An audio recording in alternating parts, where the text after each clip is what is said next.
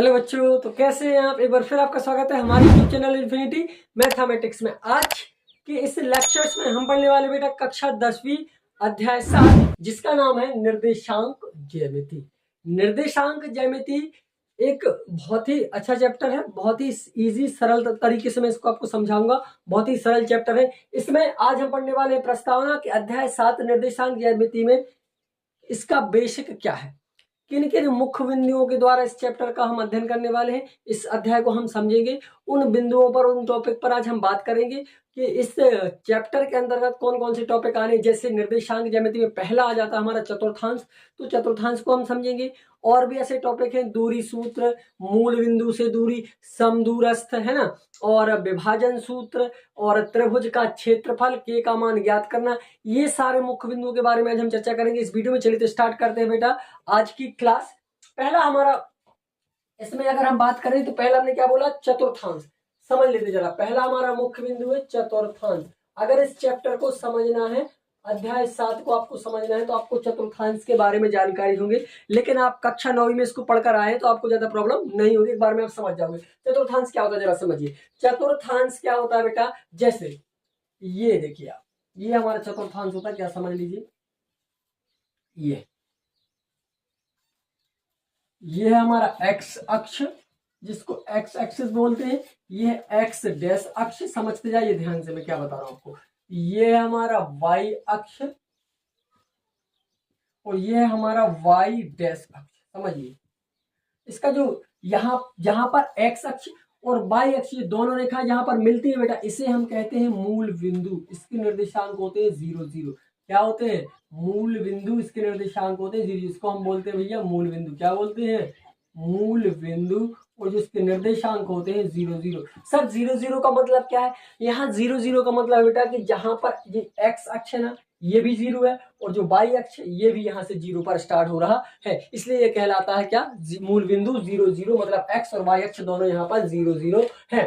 अब जो एक्स अक्ष होता है, इसके निर्देशांक कैसे होते, धनात्मक होते। 1 2 3 4 5 6, जैसे 1 2 3 4 5 6। जो वाई अक्ष ये भी धनात्मक होता है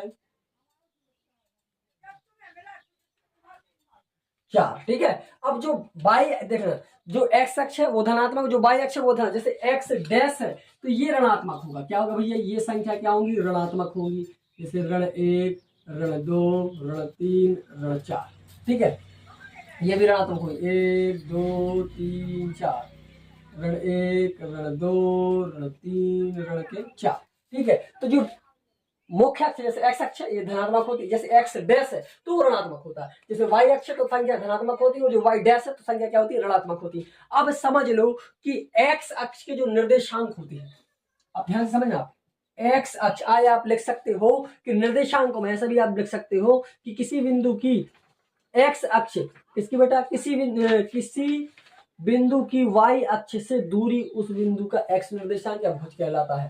देखो एक्स निर्देशांक को किसी बिंदु से जो एक्स निर्देशांक, जैसे आप लोग 0 से 1 2 3 4 5 6, ये कहलाती है, क्या कहलाती है भैया, भुज। क्या कहलाती है, भुज। तो लिख सकते हो आप कि किसी बिंदु की वाई अक्ष से दूरी उस बिंदु का एक्स निर्देशांक या भुज कहलाता है। क्या कहलाता है, एक्स निर्देशांक या भुज कहलाता है। जो एक्स अक्ष साइड जो बिंदु आपको दिख रहा है ये कहलाते हैं भैया भुज। क्या कहलाते हैं, भुज। ये दूरी कहलाती है भुज। आप लिख सकते हो यहाँ, या लिख सकते हो किसी बिंदु या किसी बिंदु की वाई अक्ष से दूरी, किससे भैया, वाई अक्ष से दूरी उस बिंदु की, आप लिख सकते हो किसी बिंदु की वाई अक्ष से दूरी उस बिंदु का, वाई अक्ष से दूरी उस बिंदु का एक्स निर्देशांक या भुज कहलाता है। क्या कहलाता है, भुज कहलाता है। अब इसका उल्टा लिख सकते हो आप कि किसी बिंदु की एक्स अक्ष से दूरी, मतलब एक्स अक्ष से इस साइड, एक्स अक्ष से दूरी उस बिंदु का वाई निर्देशांक या कोटि कहलाता है। जो ये दिख रहा है ना आपको, ये एक्स निर्देशांक कहलाते हैं, और ये दिख रहा है ना, ये कहलाते हैं वाई निर्देशांक। समझ गए ना आप लोग। तो एक्स निर्देशांक को हम कहते हैं भुज, और वाई निर्देशांक को हम कहते हैं कोटि। जैसे हमने लिखा 5 और 6, मतलब एक्स अक्ष पर 5, ये x का मान हो गया और ये किसका हो गया, y का मान हो गया। तो ये कहलाता है भैया भुज और ये कहलाता है कोटि। ठीक है, जो x अक्ष के निर्देशांक होते हैं वो भुज कहलाते हैं, जो y अक्ष के निर्देशांक होते हैं वो कोटि कहलाते हैं। आप समझ गए होंगे, बहुत ही इजी तरीके से मैं समझाऊंगा, आप ध्यान से आप देखोगे। यहाँ पर x अक्ष में देखो ये कौन सी संख्या, ये धनात्मक दिख रही है आपको, ये कहलाता है प्रथम चतुर्थांश, ये कहलाता है द्वितीय चतुर्थांश, ये कहलाता है तृतीय चतुर्थांश और ये कहलाता है चतुर्थ चतुर्थांश। मतलब प्रथम चतुर्थांश, दूसरा चतुर्थांश, तीसरा चतुर्थांश और चौथा चतुर्थांश, जो क्या बोलते हैं चतुर्थांश बनते हैं। मतलब इसमें एक एक्स अक्ष और एक वाई अक्ष, मतलब दो, एक खड़ी रेखा और एक ऊर्ध्वाधर रेखा जिस बिंदु पर मिलती है वो उसका मूल बिंदु कहलाता है और उनकी चार भागों का निर्माण होता है। देखो ये चार भागों का निर्माण होता है और ये चार भाग ही कहलाते हैं चतुर्थांश। क्या कहलाते हैं, चतुर्थांश। आप समझिए इस चीज को। और इसके ये मूल बिंदु, इसके निर्देशांक 0 0 होते हैं। ये एक्स अक्ष होता है, ये वाई अक्ष होता है, इसको भुज कहते हैं, इसको कोटि कहते हैं। समझ लीजिए आप। अब प्रथम चतुर्थांश में आप देखो, इस खंड में आप देखोगे कि ये भी धनात्मक संख्या है, ये भी धनात्मक संख्या है। जो प्रथम चतुर्थांश होता है भैया वो क्या होता है, प्लस प्लस होता है। प्रथम चतुर्थांश दोनों धनात्मक होते हैं। अब यहाँ देखोगे आप, पहले एक्स अक्ष दिखना, पहला क्या है, ऋणात्मक। देखो ये संख्या ऋणात्मक है और ये धनात्मक है, तो दूसरा चतुर्थांश होता है ऋणात्मक और धनात्मक। सर ऋणात्मक धनात्मक क्यों लिखा, देखो एक्स अक्ष क्या है, ऋणात्मक और वाई अक्ष क्या, धनात्मक, इसलिए धन ऋण। अब आप यहाँ देखोगे एक्स अक्ष देखना पड़ता है पहले, यहाँ पर ऋणात्मक है, ये भी ऋणात्मक है, तृतीय चतुर्थांश दोनों ऋणात्मक होते हैं। और चतुर्थांश में आप देखोगे पहले एक्स देखना क्या है, धनात्मक, फिर क्या है वाई ऋणात्मक, तो धनात्मक और ऋणात्मक। चतुर्थांश कैसा होता है, देखो पहला चतुर्थांश धनात्मक होता है, दूसरा चतुर्थांश ऋणात्मक और धनात्मक होता है, तीसरा चतुर्थांश ऋणात्मक ही होता है और चतुर्थांश धनात्मक ऋणात्मक होता है। इस चीज को आप बिल्कुल अच्छे से समझ लो, बहुत ही इजी और सरल है और बहुत ही इंपॉर्टेंट है। ठीक है, इसका स्क्रीनशॉट ले लीजिए बेटा और नेक्स्ट टॉपिक पर बात करते हैं हम। इसका स्क्रीनशॉट ले लीजिए, ले लिया, चलिए इसको मैं क्लीन कर रहा हूं। अब देखिए दूसरा टॉपिक क्या है हमारा, ये चतुर्थांश हो गया, इस चीज को आप समझ गए होंगे अच्छे से। ठीक है, इस चैप्टर का दूसरा जो मुख्य बिंदु है उस पर बात कर लेते हैं, है ना। इसमें क्या हमें आगे पढ़ना है, चतुर्थांश तो हमारा कंप्लीट हो गया। दूसरा मुख्य बिंदु है बेटा हमारा, ये भुज कोटि भी हमने आपको समझा दिया है। अब हमें पढ़ना है दूरी सूत्र, मोस्ट इंपॉर्टेंट। क्या भैया, दूरी सूत्र। अगला है दूरी सूत्र, इसको बिल्कुल आप ध्यान से समझ लो और रट लो। दूरी सूत्र क्या होता है, दूरी सूत्र में आप देखेंगे कि दूरी सूत्र को हम कैसे परिभाषित करते हैं और क्या होती है दूरी सूत्र, इसको आप समझ लीजिए ध्यान से। ठीक है, दूरी सूत्र क्या होती है इसको समझेंगे सभी लोग। मान लीजिए कि हमारे पास दो बिंदु हैं, ठीक है, देखिए मान लीजिए हमारे पास दो बिंदु, दूरी सूत्र क्या होता है, जैसे मान लीजिए एक हमारा ये बिंदु है, एक हमारा ये बिंदु है। आप समझेंगे जरा से, इसको नाम मैं इसको दे रहा हूँ P, इसको दे रहा हूं मैं Q। ये हमारे पास दो बिंदु, इनके बीच की ये दूरी हमें निकालना है। इनके बीच में कितनी दूरी, इस दूरी को अगर हमें निकालना तो क्या करना पड़ता है, जैसे मान लेते हैं कि इसके निर्देशांक है x1 और y1 और इसके निर्देशांक है x2 और y2, इनके बीच की दूरी हमें निकालना है। माना कि हमारे पास दो बिंदु दिए हैं P और Q, जिसमें P के निर्देशांक है x1 y1 जबकि Q के निर्देशांक है x2 y2। ठीक है, ये निर्देशांक हमें दिए हुए बेटा, तो जो दूरी का सूत्र होता है वो क्या बनता है, जरा आप सभी लोग देखेंगे ध्यान से। जो दूरी का सूत्र बनता है वो बनता है कि पी क्यू, ध्यान से देखना, पी क्यू बराबर, ये क्यू है, क्या लिखा हुआ है बेटा, क्यू, पी क्यू बराबर अंडर रूट ऑफ, ध्यान से देखेंगे कैसे निकालते हैं इसको, x2 minus x1, x2 minus x1 का वर्ग प्लस y2 माइनस y1 का स्क्वायर। समझिए, x2 में से x1 को घटाना है, y2 में से y1 को घटाना है। ठीक है, ये हमारे क्या हो जाते हैं, निर्देशांक हो जाते हैं, सॉरी ये हो जाती है हमारी क्या, दूरी। इनके बीच की क्या भैया, ये दूरी है, P और Q के बीच की दूरी। अगर मान लीजिए सर इसको सॉल्व कैसे करना है, मान लीजिए आपको, तो मैं इसको एग्जांपल के साथ समझाता हूँ आपको। जैसे आपको दो निर्देशांक दिए, ये दिए हैं 3 4 और ये P हो गया और ये Q है, मान लो ये दिया है 6 और 7। इसको हम इसके बीच की दूरी निकालना, तो इसको आप मान लोगे x1, इसको मान लोगे y1, इसको मान लोगे x2, इसको मान लोगे y2। अब हमने फॉर्मूला बताया था पी क्यू बराबर, क्या बताया था कि x2 माइनस x1 का वर्ग प्लस y2 माइनस y1 का वर्ग। तो अब इसमें आप फॉर्मूला वैल्यू भरोगे, x2 का मान क्या है 6, x1 का मान क्या है 3 वर्ग, y2 का मान क्या है 7 और y1 का मान क्या है 4। ठीक है, अब इसको करोगे आप तो 6 में से 3 गया, 3 का वर्ग, 7 में से 4 गया 3, 3 का वर्ग, दोनों कैट करो, 3 का वर्ग क्या होगा 9, 3 का वर्ग क्या होगा 9, 9 और 9 क्या हो जाएगा 18, 18 हो गया। तो ये पी क्यू की वैल्यू आ गई भैया 18 इकाई। ठीक है, क्या आ जाएगी 18 इकाई under root of 18। Square solve करना है तो आप तोड़ लोगे कैसे, ऐसे 2 नाम का 18 और 3 तरका का 9 और 3 एकम का 3, मतलब 3 का जोड़ा बन रहा है तो 3 बाहर आ जाएगा under root 2, 3 under root of 2। ये आ जाएगी इन बिंदुओं के बीच की दूरी। तो ऐसे निकालते हैं दूरी को। ठीक है बेटा, दूरी सूत्र बहुत ही इजी होता। अगर इसमें एक मुख्य स्थिति होती है कि मूल बिंदु से दूरी, समझना अगला तीसरा पॉइंट क्या है, अगर हमें मूल बिंदु से दूरी निकालना है, मूल बिंदु सर, मूल बिंदु का मतलब होता है कि अगर यहाँ पे जो बिंदु दिए, जैसे मान लीजिए ये इसके निर्देशांक 0 0 है और ये 2 और 3 है, तो भैया इसकी स्थिति में हम कैसे निकालेंगे, मान लो ये P है और ये Q है, तो इस स्थिति में हम दूरी क्या निकालते हैं, तो जब ये पहले निर्देशांक आप देखोगे कि x1 y1 या x2 y2 में से कोई 0 ही दिया है, 0 0 है, तो उनका तो कुछ काम होगा नहीं, तो सीधा फॉर्मूला क्या बना देते हैं मूल बिंदु से, PQ बराबर फॉर्मूला हो जाता है कि x का वर्ग धन y का वर्ग। आप तो जो एक्स वाई दिया है इन जीरो को छोड़कर एक्स का और वाई का मान भर के उसका वर्ग कर दो तो आंसर आ जाएगा। ठीक है, ये मूल बिंदु से दूरी विशेष स्थिति होती है। अगर दूरी निकाल लें दो बिंदुओं के बीच की तो इस फॉर्मूले का यूज होगा। अगर उसमें से दो निर्देशांकों में से कोई एक निर्देशांक अगर 0 दिए हैं तो ये वाला फॉर्मूले का यूज होगा और मूल बिंदु से दूरी निकल आएगी। सीधा जो हमें संख्याएं दी है उनका मान भरो और वर्ग करके उनको जोड़ दो। ठीक है, तो हमारा क्या आ जाएगा बेटा, मूल बिंदु से दूरी आ जाएगी। अगला इंपॉर्टेंट क्वेश्चन हमारा, अगला इंपॉर्टेंट टॉपिक है बेटा 4 नंबर या 5 नंबर, वो है मध्य बिंदु निकालना। क्या है मध्य बिंदु निकालना, जरा समझ लीजिए। मध्य बिंदु आपको दिख रहा है, क्या दिख रहा होगा? ठीक है, मैं चेक कर लेता हूं एक मिनट। मध्य बिंदु से दूरी, तो मध्य बिंदु से दूरी निकालने का फॉर्मूला क्या होता है? मध्य बिंदु समझते हो? मध्य बिंदु मतलब हमें इनके बीच का बिंदु निकालना है। जैसे कैसे, ये मैंने बताया, जैसे इनके बीच का हमें ये मध्य बिंदु निकालना है। जैसे मान लीजिए ये हमें दिया है, ये दिया है हमारा ए और ये दिया हमारा बी, इसके निर्देशांक दिए x1 y1 और इसके निर्देशांक दिए हैं x2 y2। अब इनके बीच के हमें यहाँ ये इसके निर्देशांक निकालना है, इनके बीच का निर्देशांक निकालना है। तो अब इनके बीच की अगर मध्य बिंदु निकालना है, इन दोनों के बीच का जो मध्य बिंदु वो क्या होगा, तो ऐसी स्थिति में फॉर्मूला बहुत इजी बनता है। आप क्या करो, x1 और x2 को जोड़ दो। आप क्या करोगे, पहले है x1 धन x2 कर दो और दोनों को जोड़कर आधा कर दो। ठीक है, x1 प्लस x2 अपॉन 2। और दूसरा क्या करोगे, y1 है ना, तो लिखोगे आप y1 प्लस y2 अपॉन 2।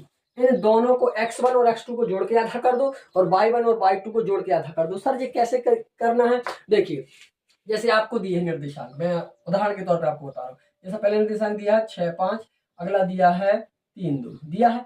ये हो गया हमारा x1, ये हो गया y1, ये हो गया x2, ये हो गया y2। तो कैसा फॉर्मूला क्या है, x1 प्लस x2। तो x1 का मान क्या है 6 और x2 का मान क्या है 3 बटेगा 2 कर दो। अगला क्या है, y का मान 5 धन ये है 2, ठीक है, बटेगा 2। दोनों को हल करोगे 6 और 3 9 बटेगा 2 और ये 5 2 7 बटेगा 2, है ना। तो ये आ जाएंगे मध्य बिंदु के निर्देशांक।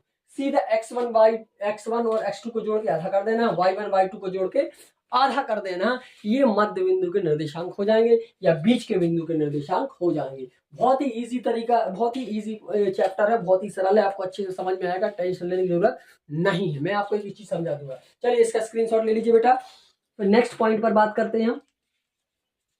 चलिए स्क्रीनशॉट ले लीजिए, ले लिया सभी ने?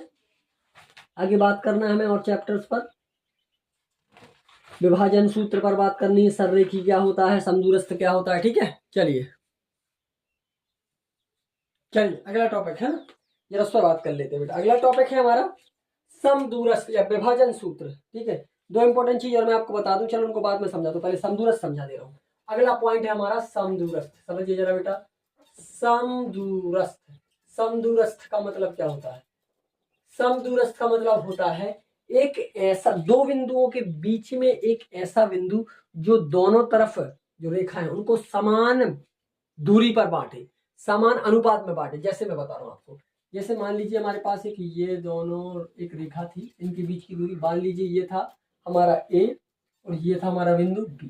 ठीक है, अब इनके बीच में समदूरस्थ एक ऐसा बिंदु करो कि जो दोनों से समान दूरी पर हो। तो मैंने मान लीजिए एक बिंदु ले लिया यहाँ पर पी, ये ऐसा बिंदु है कि यहाँ से यहाँ तक की दूरी जितनी है वही दूरी यहाँ से यहाँ तक की है। मान लीजिए यहाँ से यहाँ तक की दूरी ये 5 है, तो यहाँ से यहाँ तक की दूरी भी क्या होगी 5 होगी। ठीक है, यह इन दूरी को समान अनुपात में बांटता है, ऐसा बिंदु हमें लेना है। तो हमने एक बिंदु ऐसा लिया P, कौन सा बिंदु लिया बेटा P, जो कि क्या है P से A तक की दूरी बराबर है और P से B तक की दूरी बराबर है। तो आप यहाँ कह सकते हो या लिख सकते हो सीधा कि PA बराबर, आप लिख सकते हो कि PA बराबर PB।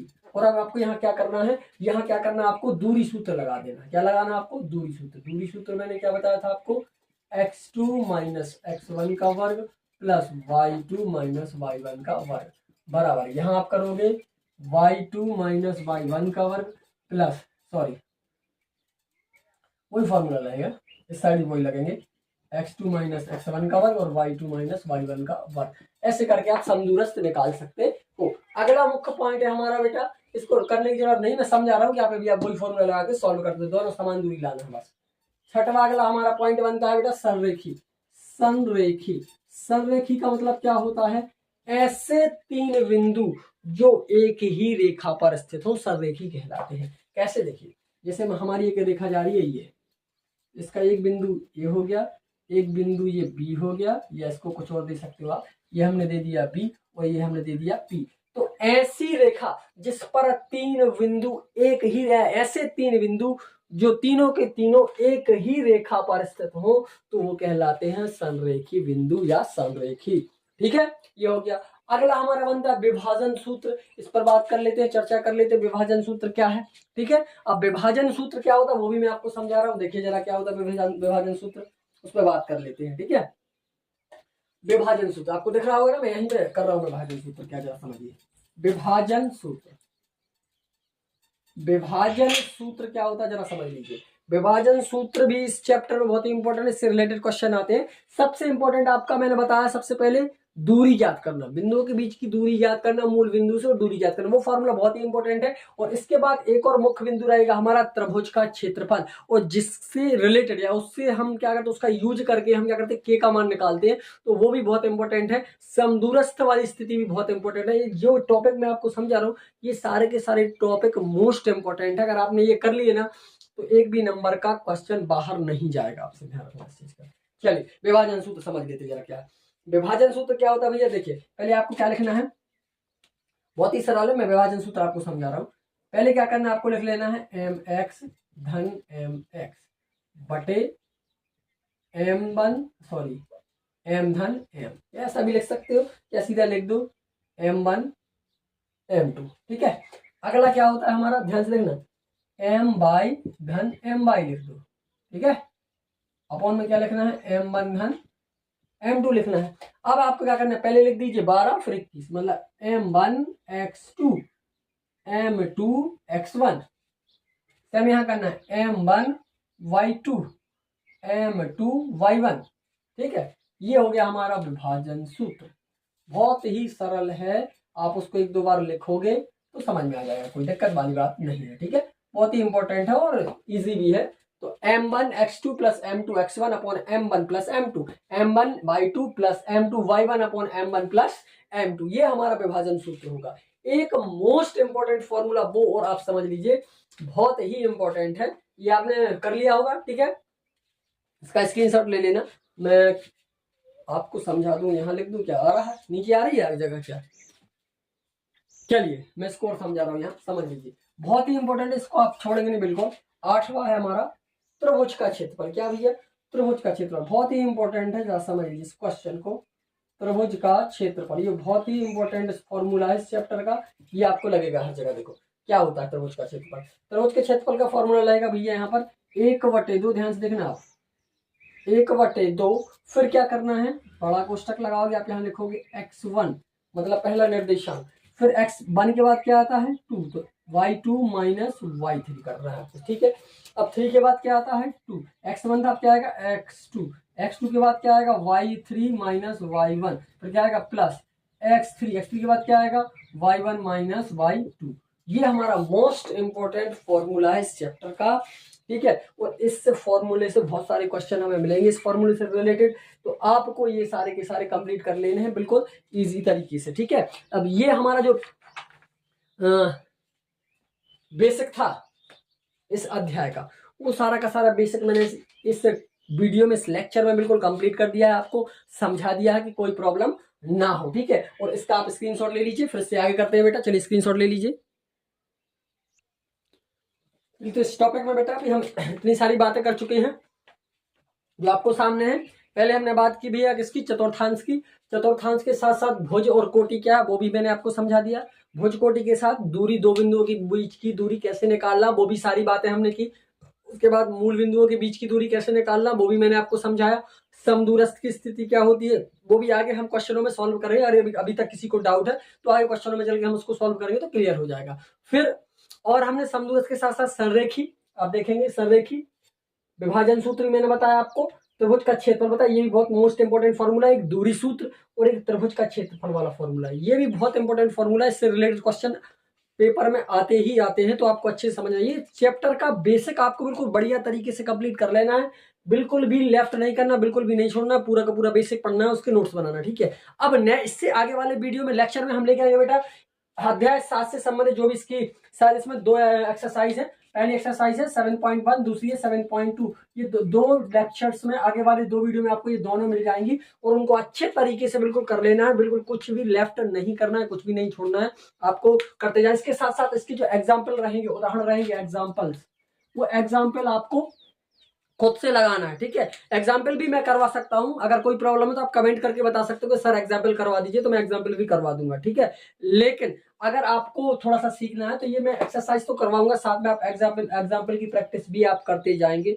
एग्जाम्पल भी आपको सीखना है क्योंकि एग्जाम्पल का सॉल्यूशन आपकी बुक्स में भी दिया हुआ है, तो आप उसको समझ भी सकते हो। फिर भी अगर प्रॉब्लम होती तो आप कमेंट करके बताएंगे, तो मैं एग्जाम्पल भी करवा दूंगा, ठीक है बेटा। और अगर हमारा वीडियो अच्छा लगा हो बेटा तो लाइक शेयर कमेंट जरूर करें, अपने सहपाठियों के साथ वीडियो को शेयर जरूर करें। मिलते हैं नेक्स्ट वीडियो में, तब तक के लिए धन्यवाद।